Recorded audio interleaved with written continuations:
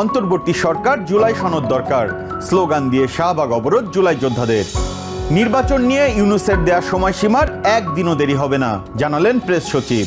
মৌলিক সংস্কার করে সরকার অতি দ্রুত ভোটের পথে আগাবে প্রত্যাশা ফখরুলের। দুদকের ভেতরেও দুর্নীতি আছে মন্তব্য দুদক চেয়ারম্যানের। সংকোচনশীল মুদ্রানীতি ঘোষণা করল বাংলাদেশ ব্যাংক।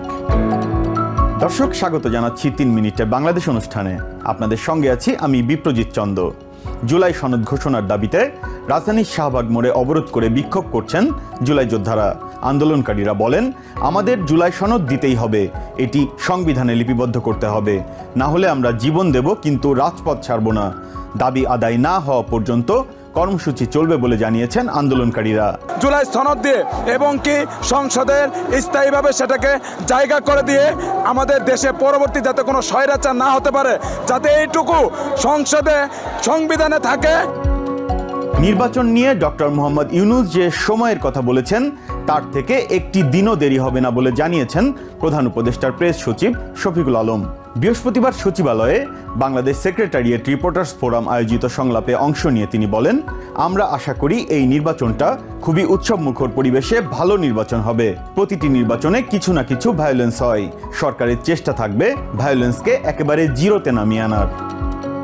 মৌলিক সংস্কারের যেসব বিষয়ে রাজনৈতিক দলগুলোর মধ্যে ঐকমত্য হয়েছে সেগুলো করে অতি দ্রুতই নির্বাচনের পথে সরকার এগোবে বলে প্রত্যাশা জানিয়েছেন বিএনপি মহাসচিব মির্জা ফখরুল ইসলাম আলমগীর।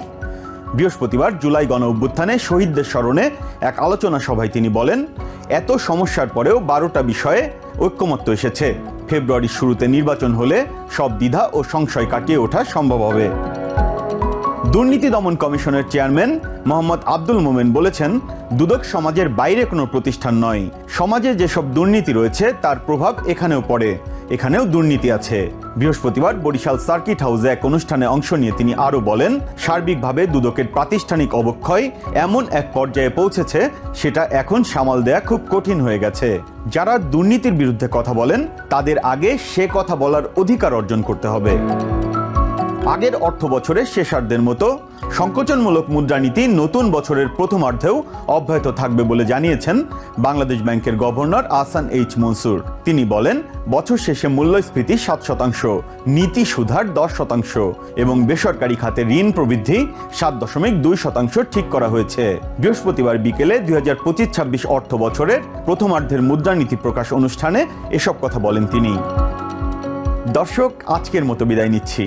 বাংলাদেশের গুরুত্বপূর্ণ সব তথ্য পেতে নিয়মিত চোখ রাখুন TBN 24 নিউজ নেটওয়ার্কের ইউটিউব ও ফেসবুক পেজে। নিউ ইয়র্ক থেকে সম্প্রচারিত TBN 24 টেলিভিশন বিশ্বজুড়ে বাঙালির কণ্ঠস্বর।